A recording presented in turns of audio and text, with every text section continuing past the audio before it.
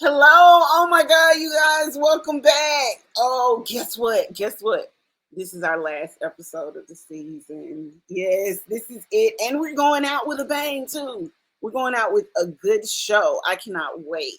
So, check this out, you guys. As you know, I am Cammie Red, and as always, I'm joined by my co-hosts Lauren Edwards and Nicole Davis. And today we're diving into this essential topic that we need to end our year with, and that's financial empowerment. In this episode, we're joined by financial expert Michael Dillard to talk about how we can take control of our finances and create lasting wealth, from budgeting and saving to investing and overcoming these systematic barriers that we face. This conversation is packed with practical tips, inspiring insights to help you break cycles and build a secure future. If you've ever wondered how to level up your financial game or create generational wealth, this episode, this is for you. So let's get into it as I bring Lauren and Nicole in. Hello, ladies. Hi. Hey. Y'all see what Lauren got on? Lauren got on her Dear Black Woman t-shirt. And can I say, they are very good. They're very nice quality as well. They are. That is so cool. I cannot wait until I receive mine. With some garments next time. But yeah. I thought, you know what? I'll rock Dear Black Woman today. Very pleased with that. Yes, this is our last episode of the season, you guys. We're going on break for a few weeks. Oh, but no, listen, let's just keep it real. We come back with Dear Black Woman Uncensored on the 27th. So Uncensored. Yeah, that'll be a live show. Uncensored. I mean, Cammie's giving us a bit of uncensored right now, but we can officially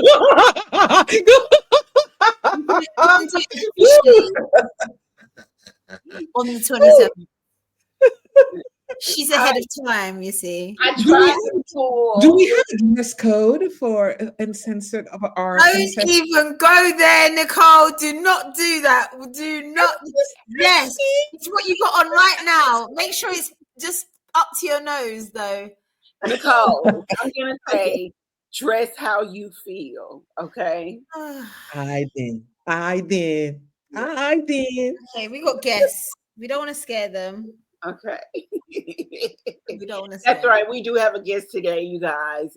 Michael Dillard, who is going to come in and talk to us about financial empowerment and ways that we can end this year to seek financial freedom next year in 2025. We all need to hear this conversation, do we not? Mm-hmm. $1 bill, y'all. I'm touching the codes today. For real though, we're gonna need to get our money in order. I'm just saying. And keep it. And keep it. Yeah, in order and keep it. Yeah, that's. So, all right, let's bring Michael on. Hello, Michael. How are you today? Hi, Michael. I am awesome. Hello. I'm excited to be part of this international, energetic Black woman crew. Yeah, don't be scared, Michael. Don't be scared. nice. Let me see you put your seatbelt on, please, Michael. I want to see you. There we go. Okay, right. and the other side, and you got to do both. There's not just one. We racing. We in a race car. Now we're in. Now we're in business. We at another level, we know you're not the prepared regular now. level. Okay, we going 200. We are delighted to have you. We are a fun, energetic crew of women. Nicole is in Paris. Lauren is in London. I am here in the United States. Where are you located? I'm located in the great state of Tennessee. Nice. Within the United States of America. You are not that far from me. I am in Georgia. Oh yeah, I love getting down to Georgia. Yeah. I also love France, look, the Eiffel Tower, that's nice. And also like UK as well, the carousel and the buses and, the red, all that type of stuff. So I like traveling. Let's get the tea now, Michael. We have to remember the tea. When you come to London, you drink tea. That's what we do. Yes. Earl Grey for me. Now, if you have some nice black Earl Grey, that's my jam right there. Well, welcome. Yes, welcome. So I'm going to get things started, you guys. And Michael, my first question to you is, first, can you share a bit about your background and what inspired you to focus on financial wellness, financial empowerment, particularly within the Black community? Okay, well, since Lauren told me to put on both seatbelts, I'm gonna tell you my seatbelt story. Can I do that? Are Yes. you ready to Well, jump we need in? to put ours on, Michael. That's Oh yeah, you didn't open it Okay. up now. Okay, imagine it's the summer, right? I'm like 15 years old, 120 pounds, looking good, lean, mean, fighting machine at 15. I know, you can see it. tick. So I'm Where? sitting on the porch. You're sitting on the porch. All of a sudden, I run to the mailbox. I reach inside and I grab an envelope. So I run back inside the house. I'm excited, Lauren. I'm excited. I'm calling my mom, Nicole, saying, hey, it's here. Cammie, I'm like, look, let's go. My mom comes out carrying our baby brother. And then my middle brother runs out, jumps in the car. Now you're looking around like the nosy neighbor, like, what is going on with them?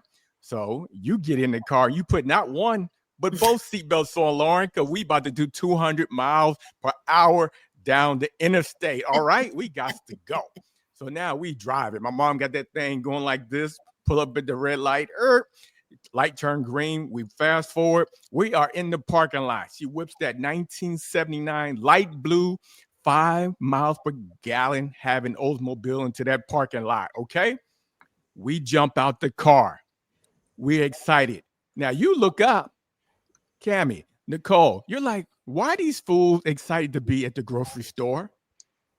You see, that envelope had $200 of food stamps in it. Wow. We were broke, but still Oh. living. So me seeing my mom, a Black woman, suffer, that's why I do what I do today. That's why I'm Yes. helping women and 100 families build a free vision board based on love that. financial literacy tools.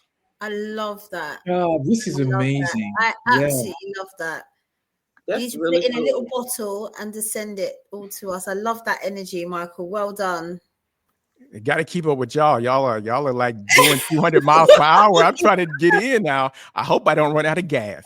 So, Michael, what early childhood lessons did you recognize that you actually you pass on to Black families or Black mothers who you're trying to help right now?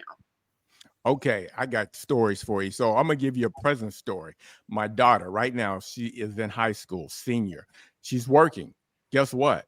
I make her put money into a Roth, which is in America, a retirement account. She's putting money into a Roth retirement account. Guess what happens when your money doubles every 8 years, all right? Your money doubles every 8 years if you get a 9% return on your money. So I'm making her have $5,000 saved up ASAP. Why? Because money compounds. But on top of that, me and her mom are doing our part. So she's 18 years old, soon to be. We're going to have $5,000 in her account. We're going to tell her, this is your inheritance account. Now, why 5,000? Well, 5,000 doubles to 10. 10 doubles to 20. 20 becomes 40. 40 becomes 80, 160. At age 66, Cammie, our daughter will have $320,000 in the account because of how compound interest work. Financial literacy. I am changing generations so that when I suffered as a young boy, my kids don't have to suffer because of lack of financial education and knowledge. That's so everything. Yeah. Financial. Hallelujah, Jesus. It's Really, yesterday. Michael? Mm-hmm. Really, really, really. It's so. It's just so widely spread. We've like in the Black community, we just don't seem to have that from a very young age. And one thing that I will say is, sorry, Michael, I didn't want you to jump in on your. No, I want to jump in. I'm like it. We bumping cars and everything. But I live in a very sort of white neighborhood, suburbs, whatever you want to call it. And I've got, I wouldn't say I've got friends, but I do mix sometimes with the parents where I live. And when I think about the things they teach their children compared to my friends that are a bit more further in London and maybe of a West Indian Black heritage, they're very different things that they teach their children when it comes to financial literacy. And it's not to put any blame, but I think it's just we do what we see. I was going to say, I think it's more of a generational thing. It is. Yes. Yeah, like we talked about like we talked about we continue, actually, it seems to be a running theme in all of our topics that we've covered, is how these are generational behaviors. These are learned things that are taught by each generation. So if you didn't come from a family that understood financial literacy, you didn't pass that on to your children. And even if you understand financial literacy, if you didn't take the time to teach and pass that on and to give those lessons, then that becomes a problem with each generation that goes beyond that. But if we go back, Kemi, just from what I've read, did we not have a Black Wall Street? Was there not a Black Wall Street? No. What I'm saying is, if you don't, there are those that do come from those lines and those lineages of people who did understand. It just wasn't widespread, you think? It wasn't widespread. Yeah. And can I add on to that? So I wrote a book, a fiction book, right? Entertaining, Build Generational Wealth, Retire Early. And it's on Amazon. What it does is it takes people through the life of three different people. Marcus meets LaToya at church. They go out on a date. Fast forward, they get married. The uncle passes them the book, Build Generational Wealth. It teaches them 5 principles. I feel like a lot of times there's a lot of misinformation because people are making money on people. So here are the 5 things I teach. Well, number 1, buy 30-year term life insurance like you buy your car insurance, like you buy your cell phone insurance. Don't depend on your employer, because when you're 50 years old, your employer might be out of business. That's number 1. Number 2, take advantage of your free retirement matches. Some people, like in America, you put it in $500, your employer also put in $500. That's 100% return on your match. And then remember the compound interest I just went through, right? It doubles every 8 years. Number 3, people don't like to talk about it. Pay off your high interest credit card debt. Did you know if you make the minimum payment, it'll take you not 5 years, not 10, but about 25 years to pay that credit card off, and you would have paid almost triple the amount? It's okay. crazy. And then 4, the government, federal, U.S. government gives you a tax discount for investing in your retirement by putting money in an individual retirement account. And then I started to talk about number 5, have your kids open up an individual child savings account. You open it up as a parent. When they turn 5, put $200. Christmas is coming up. Hey, let's chip in and put $500 into the account. We're buying 500 businesses called the S&P 500. My point being is that a lot of times there's misinformation and people don't have a plan. They don't know where they're going. Lauren, they're getting on the highway, on the interstate, and they're just going 200 miles per hour, not knowing where they're going. That's me. That's me. I have no map, no GPS, nothing. I'm just hoping for a prayer at the end of it. Yes. So the goal. So help me, Michael. Help me. Where am I going? Now, let me ask you a question, Michael. What are some of the most common financial challenges that you think Black women face? And what are some of the initial steps, other than what you just stated, that you think they can utilize to overcome those challenges? Okay, here's one of the 2 biggest challenges that I see Black women make. Number 1, they don't make their spouse, loved one, get that life insurance, basic term life insurance. Now you say, oh, it's expensive. Well, let me tell you something. When I was 25 years old and I got it, it was only like $25 a month for $500,000 in coverage. Okay, 30-year term. Me and my wife, we still have it. It's going to expire. I'm getting a little older, but guess what I did? I went back, 3 years ago, for $100 a month. I got a $1 million term insurance. You see, I'm spreading the risk. I'm buying it while I'm young, because they know when you're 60 years old, they're going to charge you $500 a month for it, $250. You're going to end up paying $250 a month for guess how much coverage. Final expense is going to be $25,000. It's going to be too late. I mean, buy it while you're young. In regards to things like that, I mean, I don't know if it's very different in the UK, but what are the risks of these companies going bust or folding? Because I think for me, I like to put my money in maybe a few things, because I always worry that what if one collapses? What is the situation with things like that? Yes, great question. So that's why you can always go online and research the company. You want to work with companies that's been around for 30, 50 years that survived the mortgage crisis. Guess what? I was laid off, unemployed. My wife was pregnant with our second child. I'll tell you, that's another story. So that's why financial literacy hits hard for me and why I'm sharing it with people. So your question, Lauren, that's why you want to vet the information. Get the information from your friend, go online and do your research. You've heard of Omaha. You've heard of all these big companies nationwide, State Farm. Go with them. Also, go off I'm in the referrals. UK, it will be very different. But what I'm saying is that is there a lot of these places, are they government regulated where the government would step in to support a certain amount of funds like you would like in the UK? So she's saying, what if State Farm or some of the insurance companies here went belly up and you had your money in that life? The government So we got two different questions. So I got two answers for you because it's two different questions in there. For life insurance, right? For life insurance, you can go to your state, local government and look up licensed insurance companies. They're going to have some type of residual, right? When you look at the mortgage crisis, if we go back to the mortgage crisis, it happened because people didn't have enough reserves on hand. Countries learned from that mistake. Now, financial institutions have to have more reserves on hand.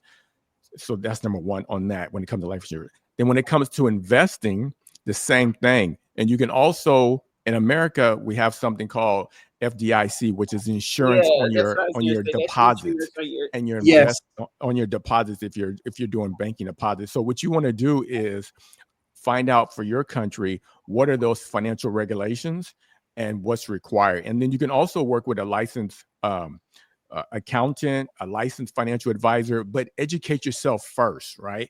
Don't take someone's guidance without understanding how the tool is supposed to be used, right? And don't take anybody guidance if they don't have no money. Yes. Don't let someone tell you, oh, you're trying to go 200 miles per hour. You need to get on this bicycle. It's like, nah. You see, make it make sense. I'm in the fast lane. I'm not getting on a bike. But great question. And this is where a lot of misinformation is. So great question, Lauren. And this is why I'm here to teach. And that's why, I put it in the book. And like Vanguard has been around for a long time. BlackRock, all these different financial institutions. When you go on CNBC and international news, you look at these big companies. Those companies have to be regulated, investigated. They're looking at their books. So that's what I would do. I would put my money in the top big firms that specialize in those different investments or life insurance. Okay, thanks.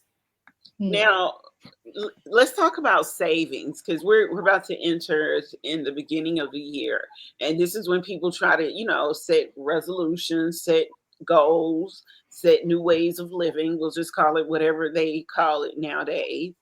When it comes to saving, that can actually be a bit overwhelming for people. They don't know when to put, how to put, any of that. What advice would you give to someone in regards to setting savings goals, even on a tight budget? All right. So my answer is going to be a little different. The reason why is I believe in phases, right? Remember, when you start the car, you got to put that seatbelt on, right? You just can't go. You just can't get on the highway. So my point being is that you got to get that life insurance as the foundation, because there's people out there who literally they're married. Their husband is making $100,000 a year or 100,000 pounds, and the spouse doesn't make as much, or they could be making the same amount, but their lifestyle, they got the mortgage, they got the 2 cars, they got the daycare, their vacation. If one person's income is gone, that 100,000 is gone. How long are you going to be able to survive if your child is only 5 years old? But if you take time to build the foundation, the base for $50, $100, you got, like I said, $100 a month. You got $1 million policy. If you're making 100,000, that can last from take the child from age 5 to 15, from age 5 to 15. I mean, so that's the foundation, number one. And then number two, if your employer is going to give you free money, you got to that's 100% return on your money. So you got to do it. Those are the rules. Now, once you get past that, then you can start paying off the interest of 18%, 20% because it's helping you save money. So that's why these are the steps. And then 4, you got extra money, you paid off your credit card. Now you take your extra money. So my point being is start along the steps. And as you continue to go from step 1, 2, 3, 4, 5, you just keep on adding and adding. And also, I think where things have helped me exactly, I think you put it quite nicely earlier, Michael, is not always looking at big amounts, because that can sometimes put a lot of pressure. So you said something like, we're aimed to put 5,000 into an account, but what you end up with once you, like you said, when you flipped it, but you can do the same with, I've seen lots of people doing, like their $1 one day, $2 2 day, $3 third day, $4, and added it up. And then over the course of time, even when people break down how much they might spend on coffee once or twice a week, and they build that up. So even for me, £5, £10, whatever it might be, something that's manageable but consistent. The main thing I think is about consistency, because no matter what you do, if you're doing something consistent, I said to Ashley, my daughter, I said to my daughter, put some money in an account. And she was like, how much? And I think it was something stupid, like £25, £30. And she was like, okay. And she completely forgot that it was coming out of her account because it wasn't a great amount. And the other day she asked me how much she had. Like I said, do you not remember I told you to put she goes, I've seen it coming out this month. It's only because she's looking at all her finances. And when we looked at it, I think it was something like £5,500, which is probably about $7,000, where she's just like, didn't even realize it was even coming out. So I think the main thing is small amounts that are manageable. That are never going to really affect you, rather than when you think of something quite big, when you think about the hundreds of dollars, you think, how am I going to do that every single month when I've got all these outgoings? So that's one thing that I've taken from saving, is not to always look at the big picture here and now, but the longevity of being consistent with something. Absolutely. Definitely. There's another marker you can use, but it's more technical. This is what I use when I'm meeting with people one-on-one. Say you have $1 million saved up, right? You got your $1 million saved up, and you can safely withdraw $1 million, like say over the years, right? You got $1 million saved up, and then you can withdraw between 4 to 5% without running out of money right away. So let's just say 4.5%. So that means that you got your $1 million, and you take out 4.5, that means you can take out $45,000 per year. So basically what you can look at it is, let me hurry up and put my money invested. And so when I get to the $1 million, now I can safely withdraw $45,000 because you are a business owner. When you own those stocks, you own Walmart, you own Bank of America, you own Tesla. You're a business owner and your businesses are paying you dividends. So you can also look at it like that. Now say it's not $1 million. Okay, 500,000, and you're taking out 22,500 plus whatever else you got going on. So that's another gauge you can use. Okay. I have a question for you. So you brought up some stocks, and a lot of people are unfamiliar with that realm, that world about investing in stocks. What would you tell? And I know you can only give from an American perspective, but this can, sort of insight some research that we can do where we can find financial advisors in other countries who can also give us some insight on what it's like in those countries as well. But for me, if you're in America, what can you do to sort of get into that realm of investing, finding the correct stock or quote unquote business to invest in, where you become a business owner? And it's not, like you said, you're saving that $1 million, you're putting towards that $1 million. Great. That reminds me, I got 2 answers for you, 2 different directions. So, one is buy index funds. Index funds are a basket. It's like when you go to your fast food restaurant and you say, I want a combo number 3. Combo number 3 is the burger, the fries, and the drink, right? You just say, I take combo number 3. When it comes to investing, you go with the big firms like Vanguard, BlackRock. And what you want to do is you want to ask for the large cap fund. But do your risk tolerance, do your own reviews. For me, I teach my daughter to invest in the large cap funds. Why?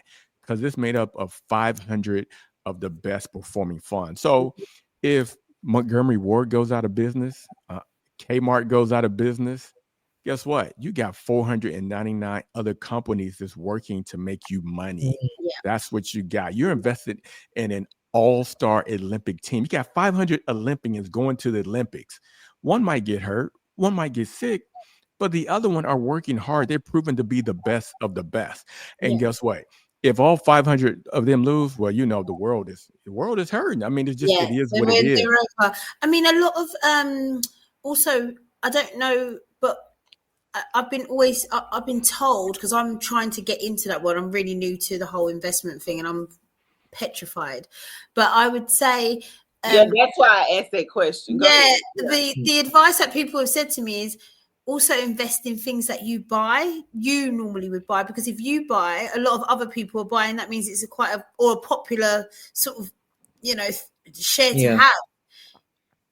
Is that So that is something. However, to me, right, it's better to do both. Here's why. Because if you really want to go and take on the American basketball team by yourself, Lauren, you really think you can take them on by yourself, right?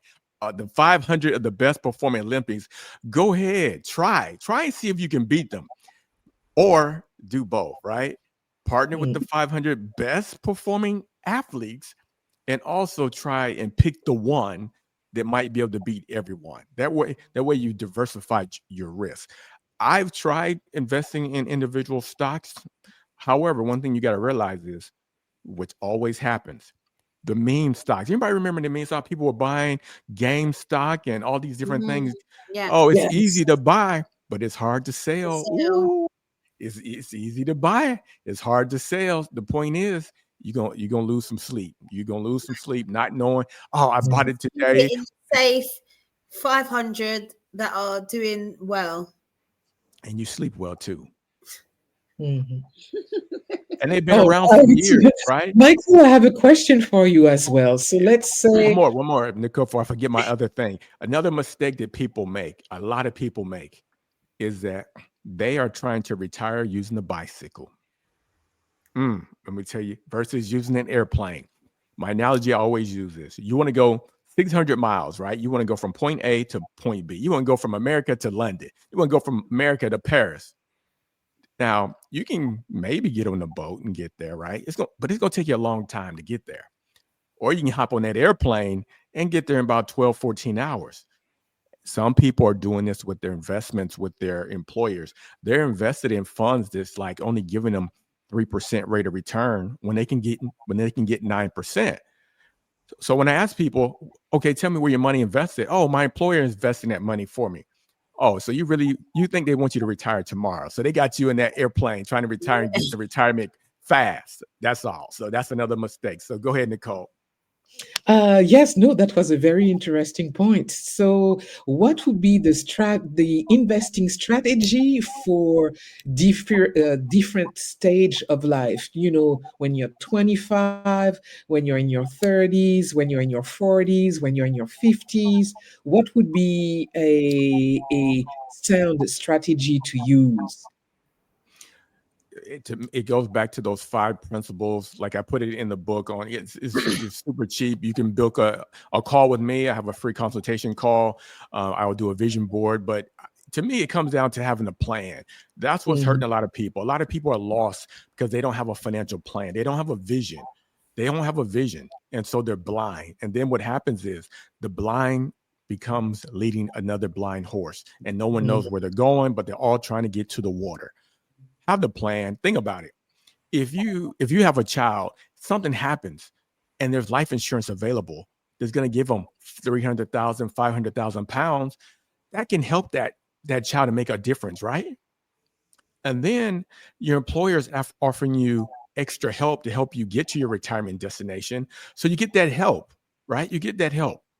That's number 2. And then any extra money, you pay off the 18%. They're charging you 18% while you're trying to invest to make 9%. Yeah.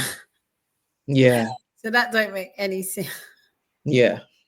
That's a very valid point right Now, as there. far as the other part of your question is, okay, Michael, I'm 60 years old. What do I do? I'm still investing in my large cap funds. Why? Because this is me.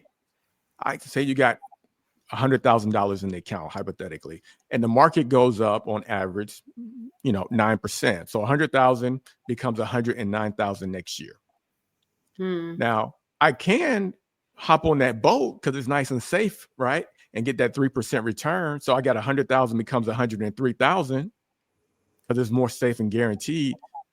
But I'd rather get the 109. Next year, the market goes down. I'm back at 105. And then the following year, I go up again 9. So I'm at 114, if that makes sense. I'd rather continue investing. And the It went. longevity, exactly. Yes. It's about the long game.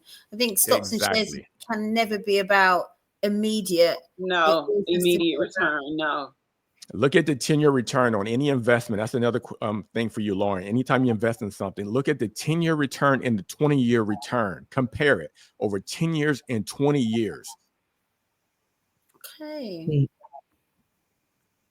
I'm on it, Michael. I'm on it. On it. And when they come up with you, now there's something else.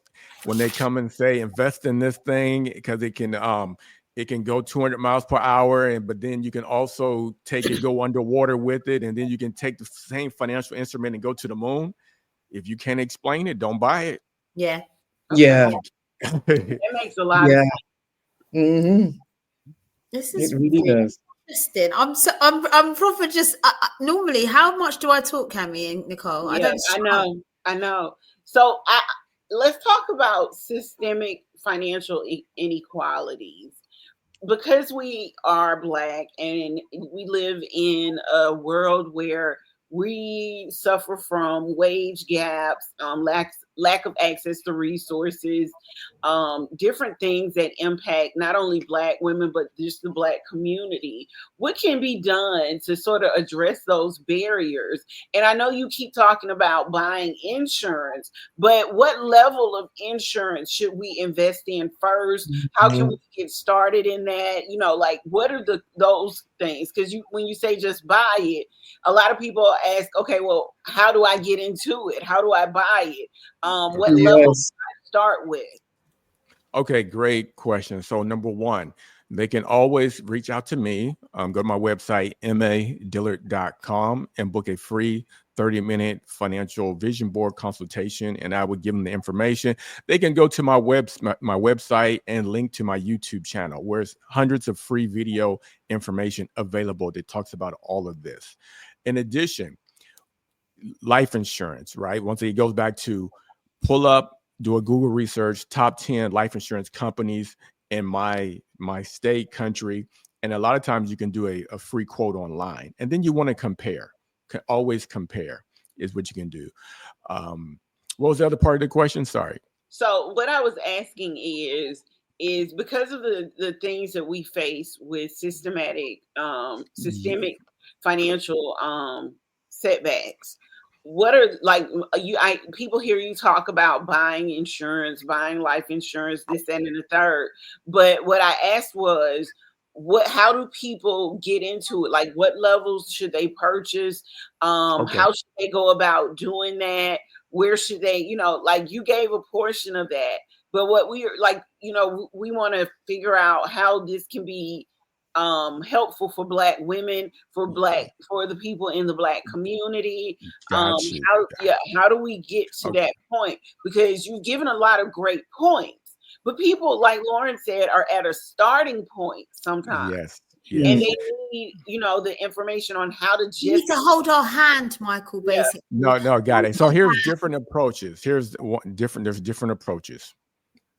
The person can read a book, right? Read a book if that works for you. I even wrote a book. It's fictional to entertain you, number one. Number two, you can watch YouTube videos that's out there. Okay, you say, but Michael got the information. How do I don't want to implement it or want somebody to hold my hand. There's a couple options. You can hire a personal finance coach to coach you while they're teaching and educating you, while you go in and you do it yourself. They help you go into your own system without sharing passwords or anything like that. They help you say, hey, contact this person for your life insurance quote. I think that's too much. No, they're trying to upsell you. Nope, don't do that. Remember, this is what we talked about. And here are reference information and documents and resources to support what I'm telling you. Another option is that you can hire a licensed certified financial advisor. I'm not a licensed certified financial advisor. I am a licensed life insurance person, but I focus on educating people. As you notice, I don't talk about selling, I talk about educating. So now you can go to someone and pay them a fee in order to invest your money for you. There's different fees. Some you pay 5% commission every time you invest. So if you have $1,000, you're going to pay 5%. You're going to pay them $50 every time, which means you got $950 that's going towards your investment. Now, you might say $50 is not that much, 5%, but once you see over time, it makes a difference. But hey, don't let that stop you from investing. Then you have actively managed funds where, say you have $100,000 in the account, they're going to take out 1 to 2% every year as their fee. So they're going to charge you $1,000 to $2,000 a year to manage your money for you. And once again, it's whatever your preference is. My goal is to educate people so they understand how it works. So that's the niche. People have asked me to manage their money, but I don't want to manage money because I feel like the gap is in the education. Because if you don't understand it, you can't leave a financial legacy to your loved ones. So, I mean, we was talking previously about how, how do we then, I wouldn't say if we're trying to educate ourselves, how do we then educate the following? Should we be doing it alongside the younger generation? Should it be something we're doing as a collective? Like Cami said about, you used to say, Cami, about cooking with with family members and how it can bring you together. Is money and the discussion around money. Should we be more open to talking about money? Because I know, like, we don't, in my family, we don't really talk about money. It's not really something we do, and I think everyone finds it quite uncomfortable to talk about it. You have to talk about it. That's why when my kids were 5, 7 years old, I opened up we opened up the child savings account, and I said, hey, here's 10 stocks. Which one do you want to buy? Guess what happened the next year? They were like, hey, how much is that stock worth? Wow. You see, once they're invested in it from a young age, it's normal.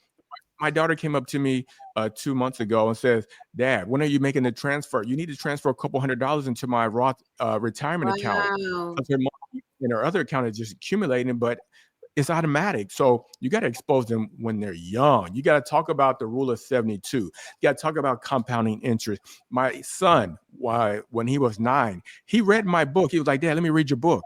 He read it.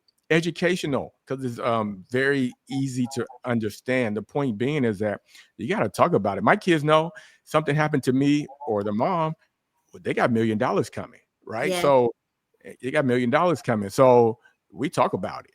I'm not telling my daughter that. No way. Are you listening, Nicole? Why? Because that's shouldn't be important. Have you guys seen the film Throw Mama Off the Train? She wouldn't do that. She love you too much. Yeah, but here's the other thing. If you don't trust your own kid, just saying.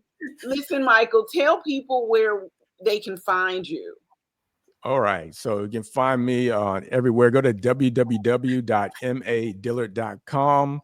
I'm on social media. I'm on Facebook, Instagram, YouTube videos. I'm doing podcasts. I am educating the world out here, giving out financial information to help, because I believe financial education is the new financial literacy. And once again, if you're looking for a vision board, people got questions, I'm here to help. I'm here to help steer them in the right direction, because I know how it felt when I was going 200 miles per hour down that highway, Lauren, just to get those food stamps.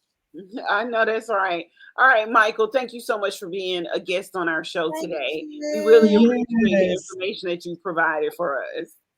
Thank you, Thank you so much for having me. Yeah. And happy holidays to everyone. Yes, for you too. Happy weekend. Thank you. Thanks. Bye-bye. Hello. Okay, so ladies, That was informative. That was informative. very much so. So I did a little research while we were talking to Michael. And I wanted to find out, some information about not only the US, but the UK and France as well. Now, I know I'm going to say this wrong, Nicole, but do you participate in, and I know I'm saying this wrong, it's the PEA, the Plan d'Espionnage on Auctions. I said it totally wrong. Cammy's like, what is what? No, there's different plans that you can subscribe to here, like insurance and no, not insurance wise. I'm talking about investment wise. Like, what is it called? Because ours is like 401ks, IRAs, Dow. Oh, it's a different Stuff like that. And I looked it up. So it's called the PEA. I don't really know what that means, and I mean I know what it means. Oh, we yes. Don't do that, Nicole. We sorry. Yes, no, yes. That. Oh my God. Excuse my French. Yes. Yeah. No, yeah. excuse my French. Okay? It is basically like a regulating saving product stuff that kind of help you invest into a European portfolio, pretty much. Okay. I think for me, definitely, it's something I want to explore more next year because I want to be much more financially savvy. All I've done, I think, for years is what you're told, which is to save. Yeah. But the thing is, and that's what I was asking, like a lot of people don't even know what kind of savings accounts to put their money into. Yeah, but it's also, you should always spread your wings, it shouldn't just be to put it into a bank. It shouldn't just go in a bank. Yeah, I agree. So there should be a multitude, but like I said, my biggest fear is putting things into a particular thing and then it go belly up and you're like, No. And You need to do so in like the holders company in the on the thing, and then you shouldn't be basing your investment on fears, mama. Oh no, 100%. But I think when you don't know, the fear is always in the unknown. So it is about researching and having that time. So I think it's about dedication comes that in. Time. Exactly. So it did come up. But we talk about building wealth within our community. But I think also when you look, we've had discussions about the Black family and and wealth for me seems to be that when men and women get to a certain level of wealth, they tend to either date outside their race or marry outside their race. So how do you build wealth and sustainability within a certain community, i.e. Black community, with it, if that's what's continuously happening? That's a very good point. The fact that, and I'll just say this, in this day and age, it's not just men, it's women as well. No, it's men and women. That's what I'm saying. It's both. When they get to a certain level, are they reinvesting back into the community, even if they're marrying outside of their race or marrying, someone else? What does giving back to the community look like for them? I honestly think there's only a small percentage that do that. I think, and that's when we look at, people, CEOs, CFOs, sportsmen and women, musicians, it very rarely are you getting, them come together. We're always looking at. And if they come together during a tragedy. Exactly. It's always a reaction. But I did see something really interesting, and it was I can't remember who was. I think it was it was Denzel Washington on a speech on Samuel L. Jackson and his wife. I don't know if you've seen it. And Denzel Washington was saying, I'm just going to shout out to Samuel and his wife and what the charities they sponsor and they put in. And the list was endless. And it was all within the Black community. It was just endless. And so if we are doing that as a collective and we look at the Jay-Z's, the Beyoncé's, the real superstars, the actors, the Denzels, and collectively what they could do to change, millions of people's lives. But my problem with that is that to always counting on somebody else to change your stuff. No. Let me. I'm gonna be the middle dog in this, and I'm gonna say this.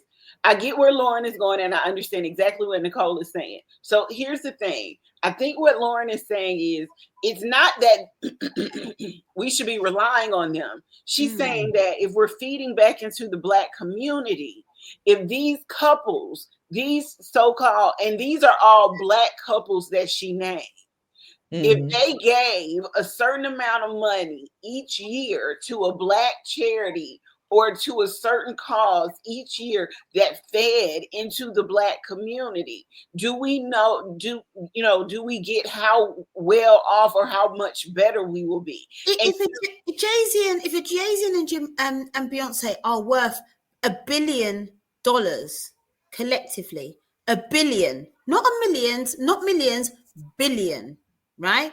And you think that 1% of what they earn or their net worth went into programs and projects and whatever?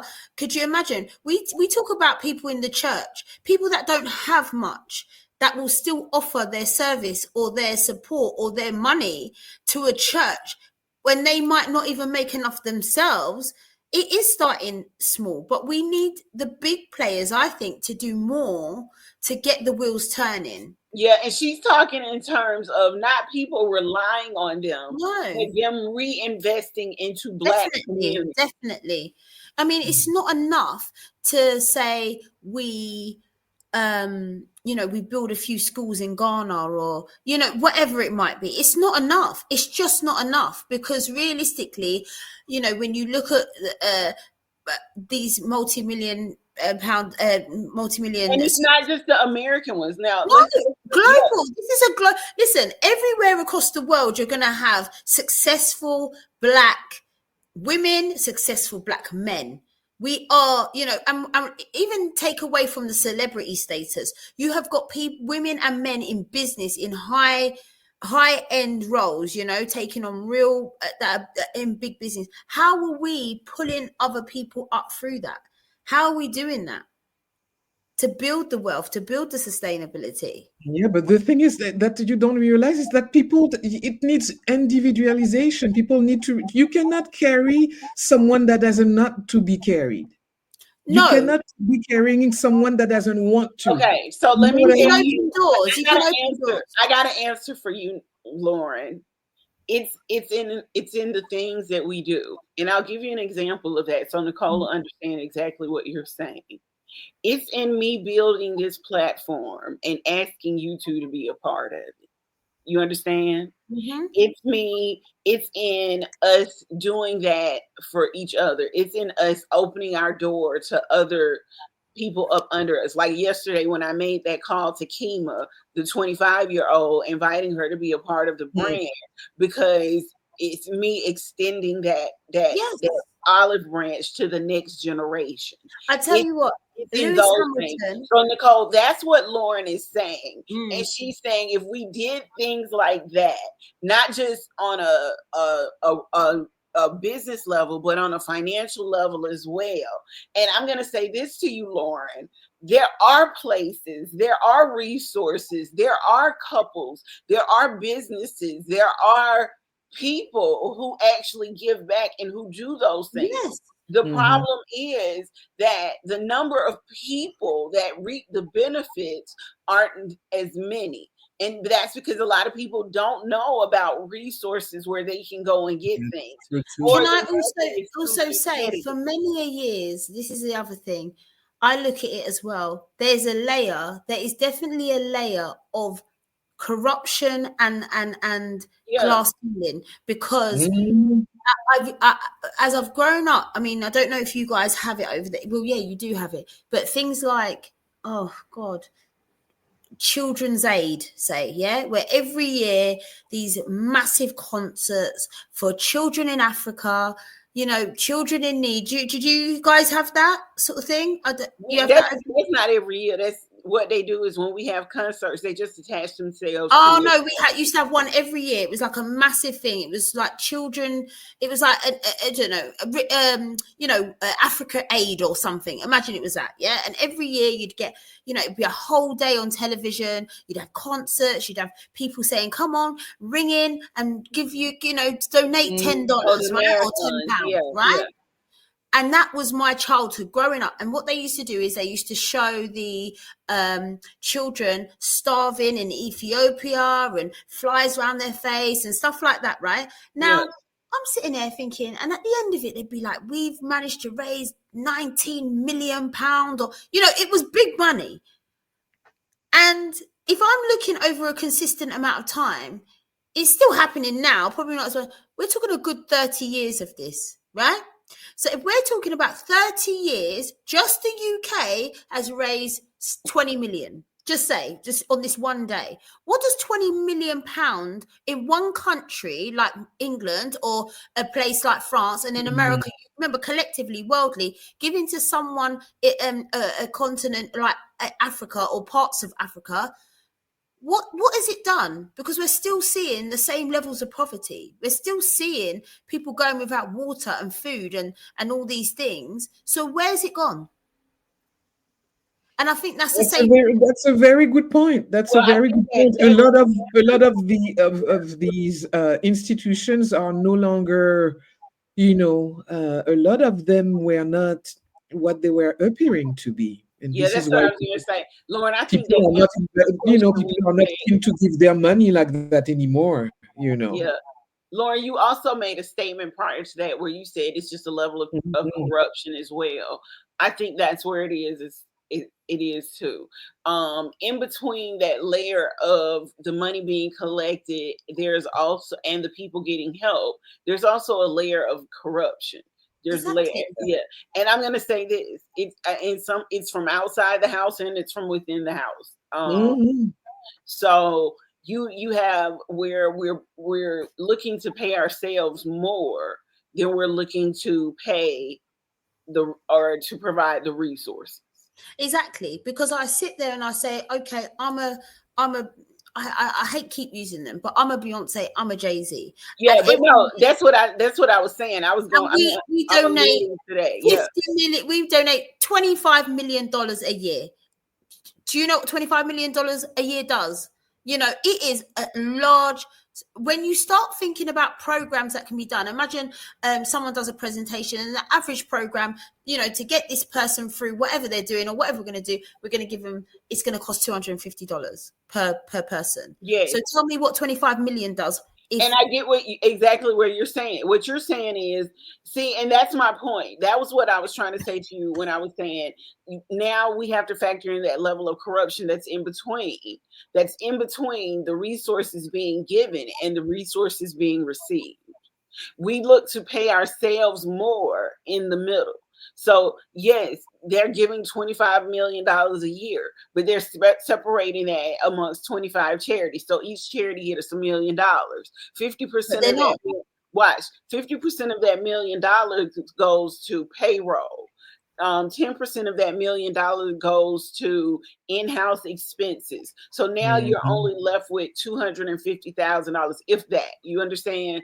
So now you're splitting that amount amongst what you're giving out as resources. So you're giving the bare minimum as resources. And that's why I'm saying that, you know, people before the stars now are making a lot of money. There's always been money pumped into some of these things. The problem we've got is also the people that are managing these finances haven't got the Black community's best interest at interest heart. out.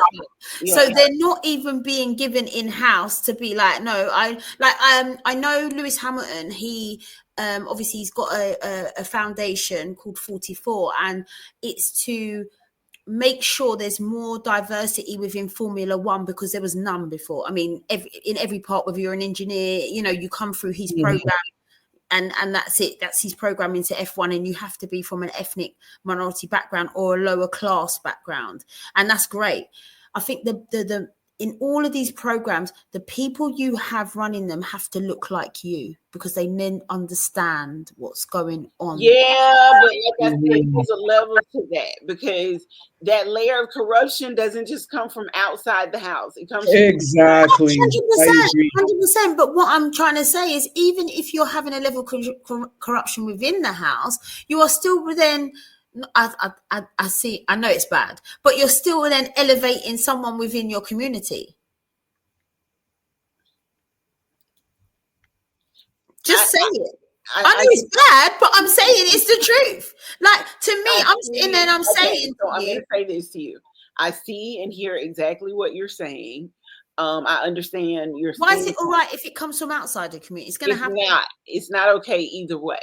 And I get what you're saying. If it's going to happen, you might as well elevate the person that looks like you as opposed to the person that doesn't look like you. I get what you're saying.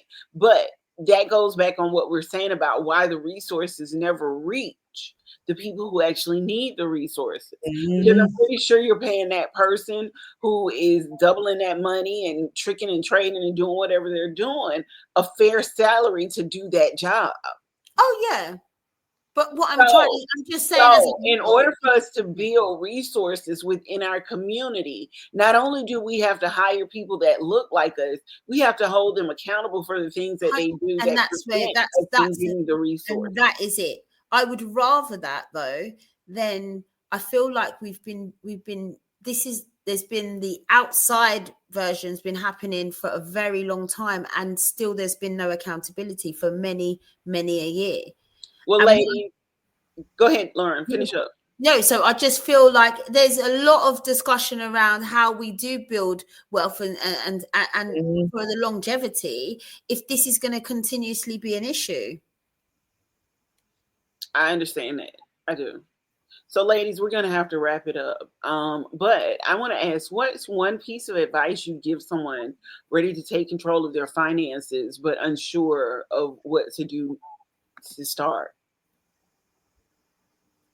Go on, Nicole.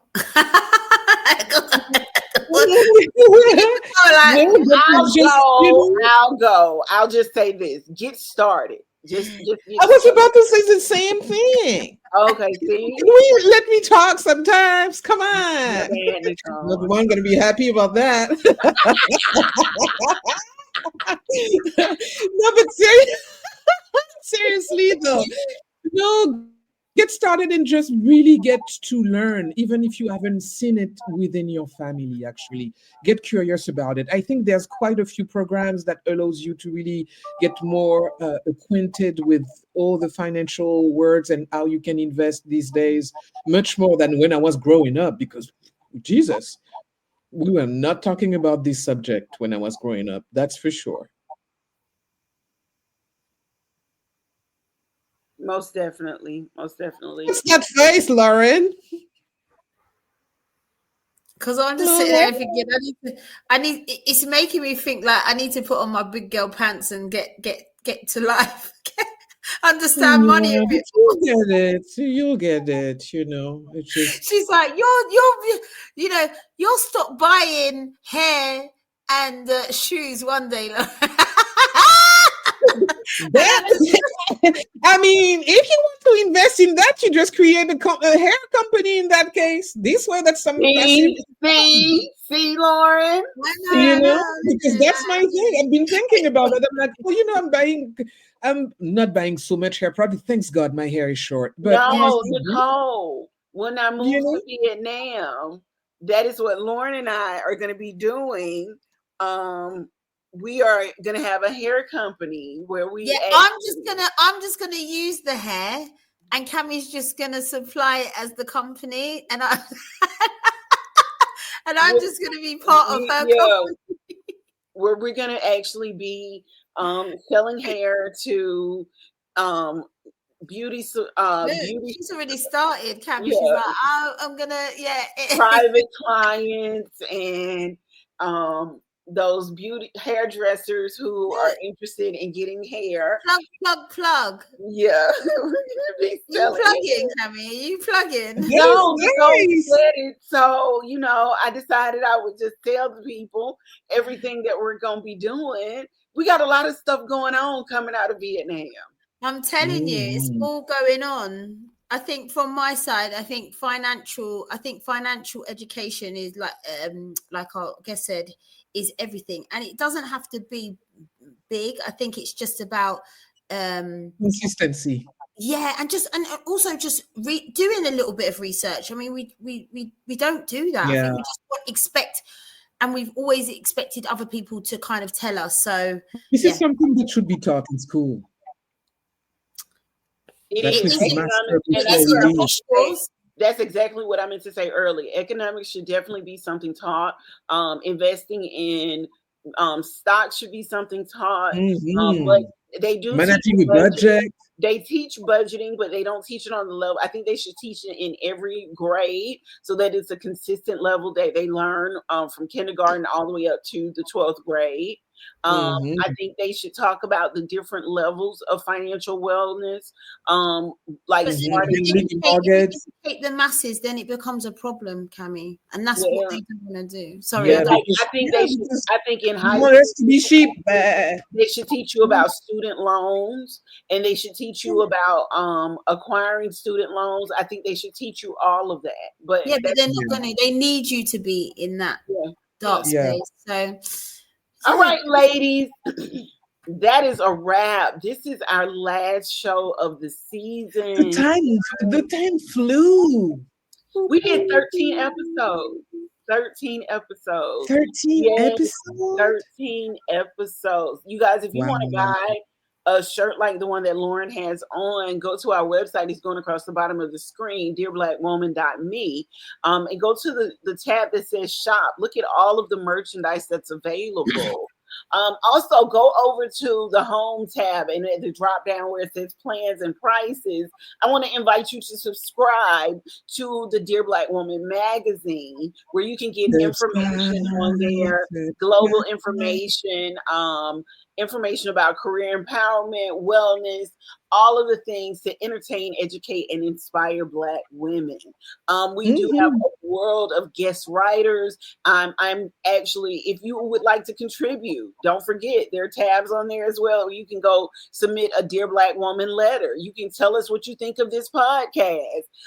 You can submit your own information to be on the podcast as well. Or if you'd like to advertise with the podcast, you can submit that there on the website too. Hell yeah. Because everybody knows I like a form. So Ooh. Ooh, let's not get started with let's not get started with that. Cammy and her forms. okay. That is too cute. I love it. So listen, there are forms to fill out all over the website for any information that you would like. Again, we loved doing this for this entire season, and we will be back. We're going to be filming Dear Black Woman Uncensored, where it'll be a panel of men and women talking about sex, love, relationships, and more. Child. Have you got your tissue, Nicole, for your glasses? Oh yeah, I do. Because when they steam up, Lauren, you're cracking me up.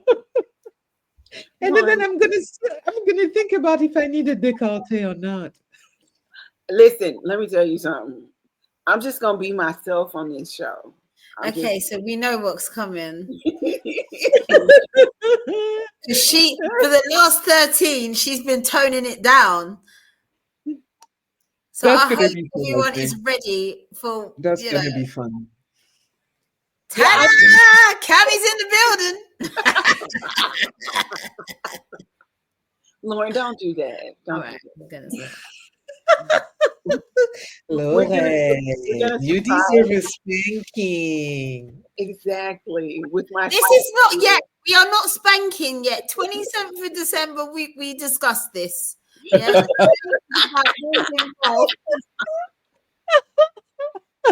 Today we build wealth. Oh Lord. Okay, yes. Ooh, Lord. But what if I told you that was a way to create and build? Lord,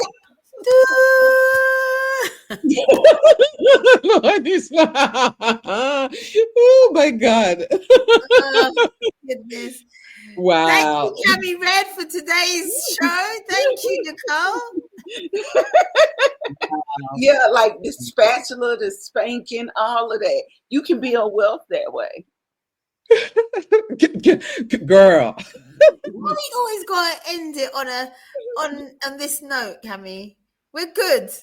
It's not a nice note, it's a naughty note. There you go, Nicole. A naughty note. It's a naughty note. It's a naughty note. Yeah. But it's a good note. It's a good naughty note. So Yeah, and it's cold outside. watch this. It was informational and educational. It is cold outside. It's shock, kind of shocking seasons, doing all that stuff. I'm not saying. Just saying. Thank you for today's show, guys. It was very Okay, ladies. Okay. So we will be back next season. You will hear from us again in February.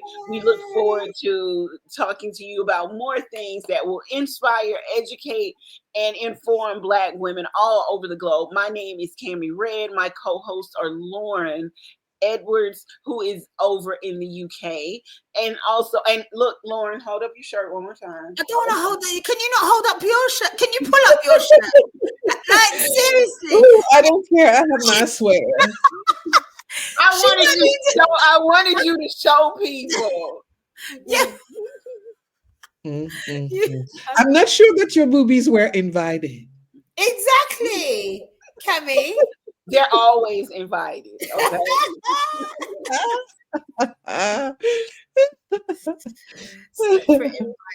wanted people to see the Dear Black Woman t-shirt. I showed them. I've been showing them through the thing. Not my boobies. Okay. Now, thank you. Those t-shirts are the cutest. They are. And Nicole, yours actually should be coming soon. I'm looking at Lauren's and I'm feeling like Lauren's is a little big on her. So how tight do you need it to be? What's No, this is just fine. This is just fine, Cammy. I'm gonna keep my modesty. I'm just saying, it's a large. It looks rather big. I sent Nicole an extra small by mistake, but I'm wondering if Nicole tried on that extra small, what would we see? Yeah, I'm gonna try it. We'll see. Is it stretch or no? Yeah, it stretches. Look at Lauren's shirt. It looks if it so stretches, big on I her. might be able to fit it. It's a large. It's a large. That's why. I think I'm gonna send you a medium. Okay, well, we can talk about it after the show. Mm-hmm. If you forgot, we need to wrap it up. That is kind of right. Yeah, we are still recording. My bad, everyone. Listen, this has been our last episode of the season.